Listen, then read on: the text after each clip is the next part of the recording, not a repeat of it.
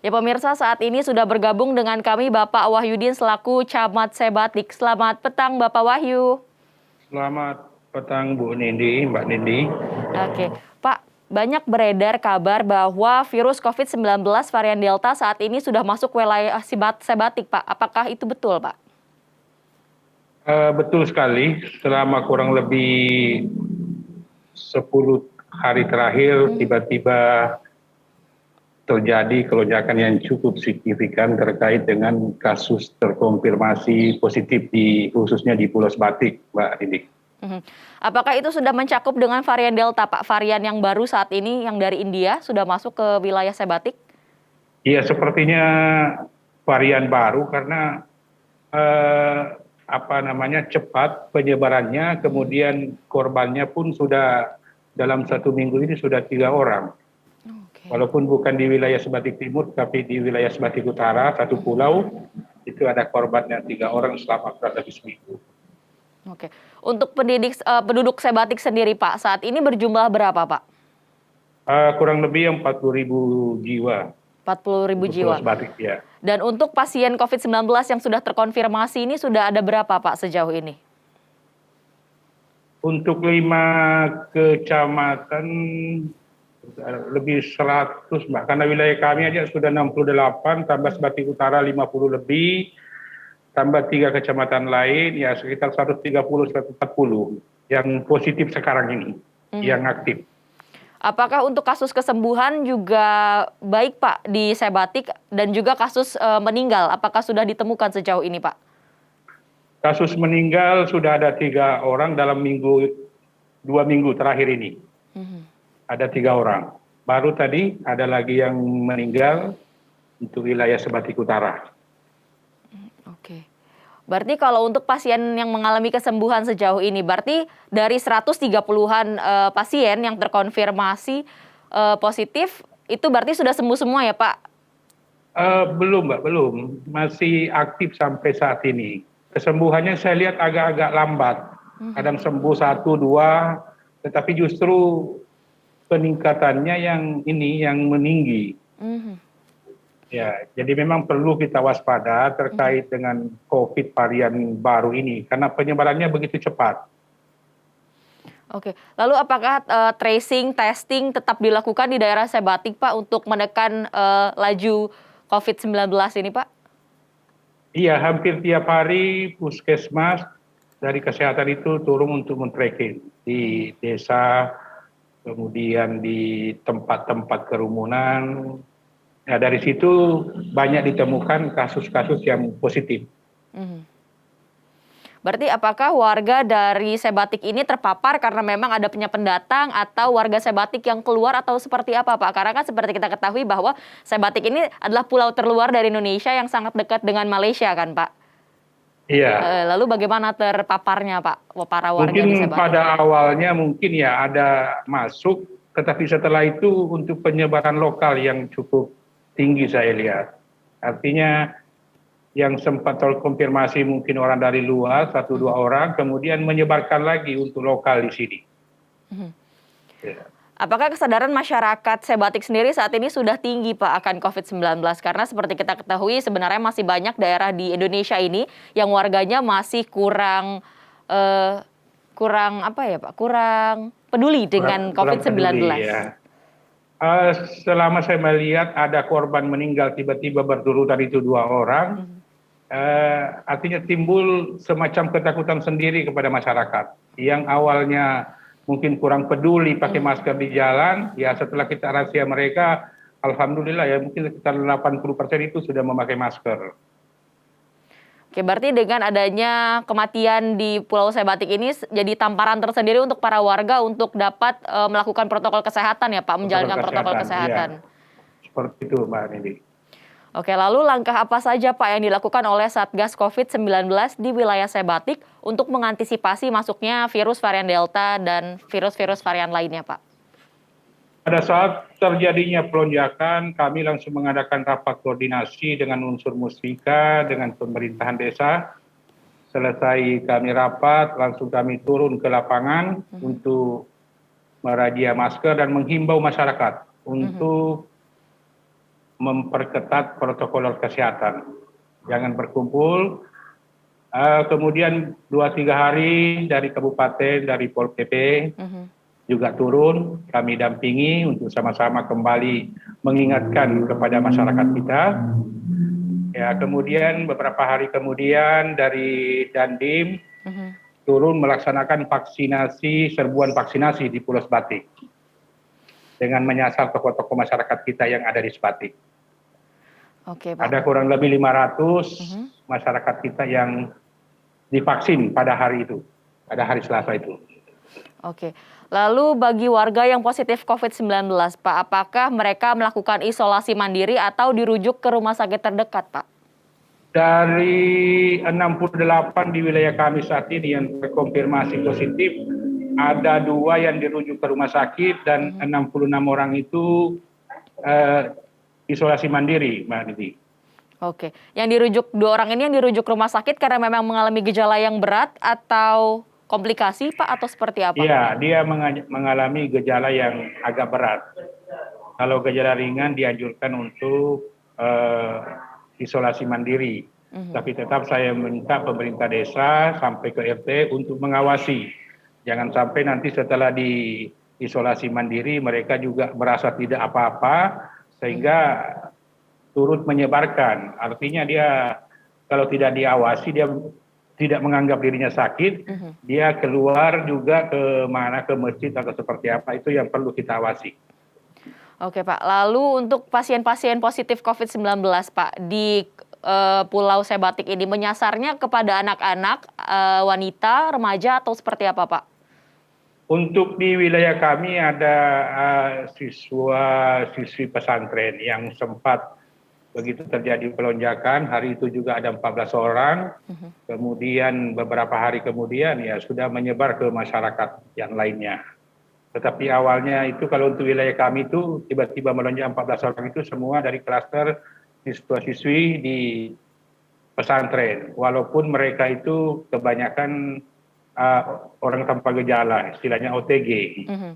Ya, tetapi hasil tracking itu dinyatakan mereka itu positif.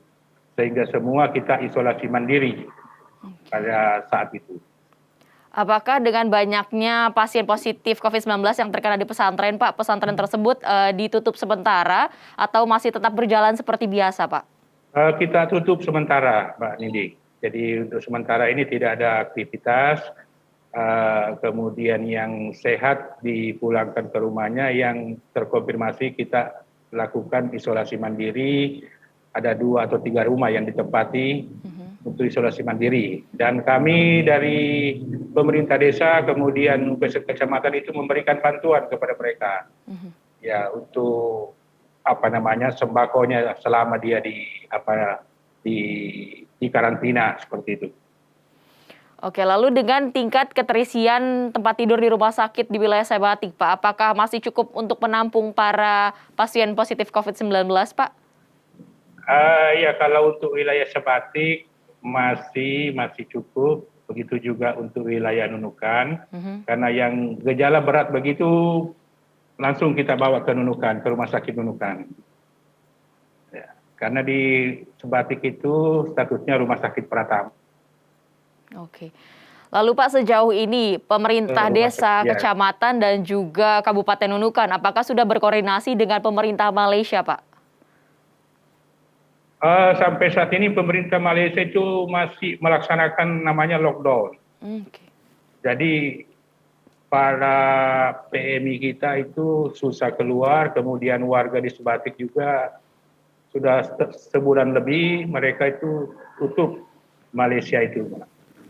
Jadi beberapa bahan pokok itu agak-agak susah sekarang untuk didapatkan di Pulau Sebatik dan dari Malaysia itu. Oke, berarti bisa dikatakan hingga saat ini koordinasi dari pemerintah Kabupaten Nunukan dengan Malaysia belum terjalin ya, Pak, karena Malaysia masih dalam situasi lockdown. Ya, belum bisa terjalin dengan baik. Jadi pemerintah kabupaten hanya menekankan kepada pemerintah kecamatan untuk ya senantiasa menjaga warga kita yang diisolasi mandiri. Jangan sampai berkeliaran dan menyebabkan kasus peningkatan lebih tinggi begitu, Mbak. Oke.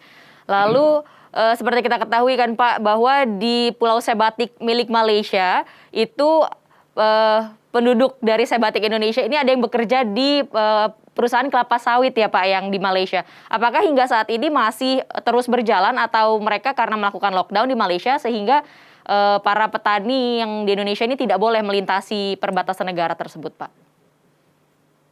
Ya, selama lockdown ini mereka tertutup. Jadi warga kita yang bekerja itu tidak bisa masuk, walaupun itu misalnya sebatik Malaysia.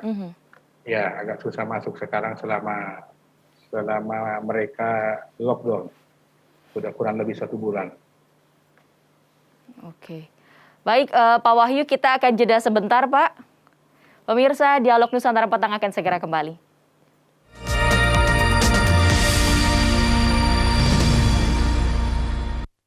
Ya, pemirsa, terima kasih Anda masih bersama kami dalam Dialog Nusantara Petang. Saat ini masih bergabung dengan kami Bapak Wahyudin Esos selaku Camat Sebatik. Pak Wahyu. Ya, Mbak Andi. Pak, hingga saat ini sudah berapa persen warga Sebatik yang sudah divaksin, Pak? Kalau persennya mungkin yang dari 40.000 itu ya mungkin sekitar baru 1.000-an, Mbak. Berarti baru 1.000 warga Sebatik yang divaksin ya Pak ya. Apakah vaksinnya sudah vaksin lengkap atau baru vaksin suntikan pertama Pak? Kalau untuk pekerja kesehatan itu sudah vaksin kedua, kemudian untuk pelayan publik baru vaksin pertama dan masyarakat. Oke, apakah pemberian vaksin kepada pelayan publik dan masyarakat dilakukan dengan saat yang bersamaan Pak atau di tempat yang berbeda dan waktu yang berbeda? Jadi untuk pelayan publik beberapa bulan sudah berlangsung, tepatnya di puskesmas. Ya, kalau untuk masyarakat baru-baru ini dari TNI Polri itu turun mengadakan serbuan vaksin, dan hari itu juga divaksin sekitar 500 orang. Itu semakin mempercepat proses vaksinasi. Kemudian yang divaksin juga adalah tokoh-tokoh masyarakat di Sebatik. Sehingga masyarakat yang sebelumnya masih ketakutan, setelah melihat tokoh-tokoh masyarakat kita, itu akhirnya sekarang dengar dari pemerintah desa banyak yang nanya kapan kami divaksin. Jadi kami berharap mudah-mudahan ada lagi kegiatan seperti itu, memangkas birokrasi, begitu turun, bisa langsung divaksin pada hari itu. Oke, baik Pak. Untuk proses sebelum dilakukan vaksinasi kepada masyarakat, adakah langkah-langkah atau proses-proses yang harus dilakukan oleh masyarakat? Ya, kalau untuk kami seperti di pelayan publik itu harus mendaftar dulu di puskesmas, kemudian puskesmas mendaftarkan lagi ke dinas kesehatan. Jadi memang agak-agak lambat. Ya. Bahkan beberapa kecamatan itu ada yang ikut pada saat pelaksanaan di tempat kami waktu ada TNI Polri turun ke Sebatik. Oke. Berarti warga tidak perlu membawa surat negatif swab antigen ya Pak atau rapid? Tidak perlu. Cukup saat begitu dia masuk mendaftar, dicek tekanan darah, kemudian dia tidak mengkonsumsi obat yang berat, itu bisa divaksin. Oke. Lalu proses untuk pemberian vaksinasi sendiri Pak ditargetkan untuk selesai kapan? Untuk bagi seluruh 40.000 warga yang ada di Sebatik Pak? Targetnya sampai saat ini saya belum tahu sampai kapan. Ya, yang jelas kalau hanya misalnya melalui puskesmas yang hanya bisa memvaksin 100 per orang itu pasti lambat selesainya. Jadi kami ya berharap kami ada instansi, apakah itu dari Angkatan Laut, dari kepolisian, yang bisa melaksanakan kegiatan yang sama dengan TNI baru-baru ini. Jadi bisa mempercepat proses vaksinasi di Pulau Sebatik. Oke. Lalu jenis vaksin apa Pak yang kemarin digunakan? Merek Sinovac kah atau? Iya, yang saya dengar Sinovac. Oke, Sinovac. Berarti dalam 28 hari ke depan atau 26 hari ke depan, berarti warga yang kemarin pada tanggal 6 sudah mendapatkan vaksinasi akan mendapatkan suntikan keduanya ya Pak? Iya, divaksin kembali suntikan kedua. Iya. Oke.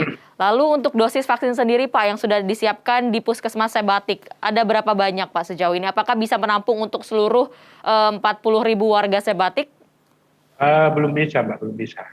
Masih apa namanya suplainya itu masih lambat. Oke. Ya. Oke. Lalu apa saja upaya yang dilakukan oleh Pemkab Nunukan sendiri nih Pak dan juga kecamatan dari Sebatik untuk menekan laju COVID-19 di Sebatik? Apakah ada pengetatan aktivitas masyarakat atau seperti apa Pak?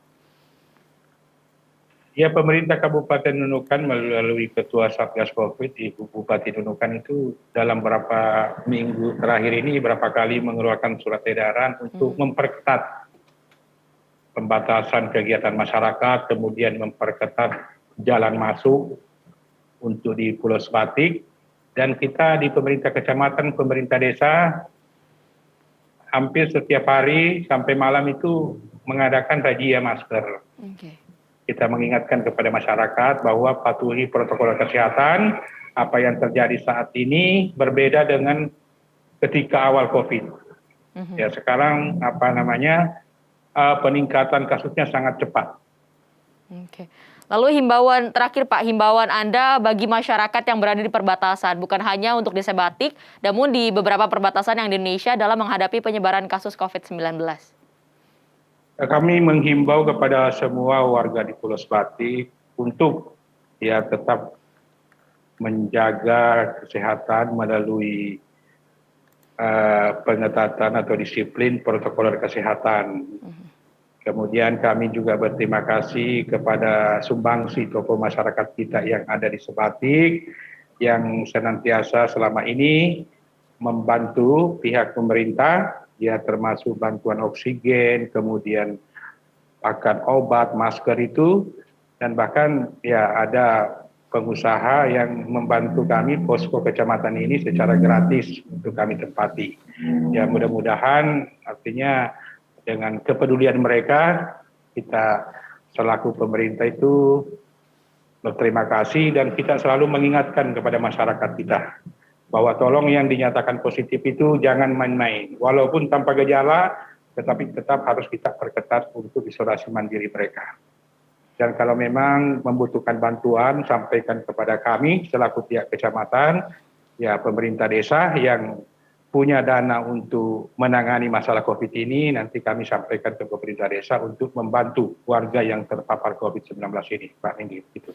Oke, baik. Terima kasih Bapak Wahyudin Esos selaku Camat Sebatik untuk waktunya hari ini, Pak. Sama-sama, Mbak Dini. Selamat malam.